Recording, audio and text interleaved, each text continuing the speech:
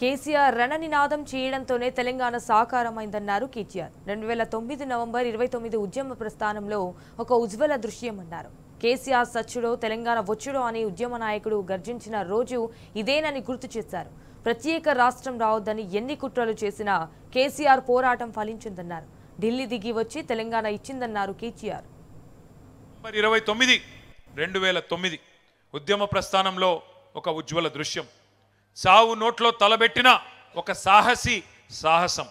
కేసీఆర్ సచ్చుడో తెలంగాణ వచ్చుడో, కేసీఆర్ శవయాత్రన తెలంగాణ జైత్రయాత్రన, ఏదో ఒకటి తేలాలి అని ఒక మహానాయకుడు గర్జించిన రోజు నవంబర్ 29, 2009. ఒక నినాదం, ఒక సమరనాదం జాతిని, యావత్ జాతిని ఏకం చేసింది.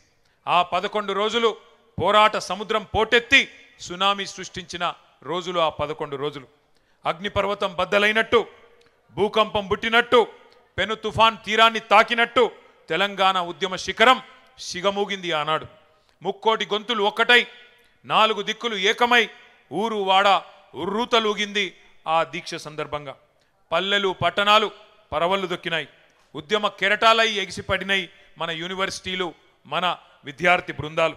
మడిదున్నే రైతు, బడికెళ్లే విద్యార్థి, కార్ఖానాలో కార్మికుడు, కార్యాలయంలో ఉద్యోగి, నల్లకోటు వేసుకున్న లాయరు, తెల్లకోటు వేసుకున్న డాక్టరు, కలం బట్టిన జర్నలిస్టు, దేశ విదేశాల్లోని ఎన్ఆర్ఐలు విజృంభించి రోడ్ల మీదకొచ్చి బిడ్డా మా తెలంగాణ మాకియ్యి అని బరిగీసి కొట్లాడిన ఒక ఉత్కృష్టమైన సందర్భం ఆనాటి కేసీఆర్ గారి నిరాహార దీక్ష.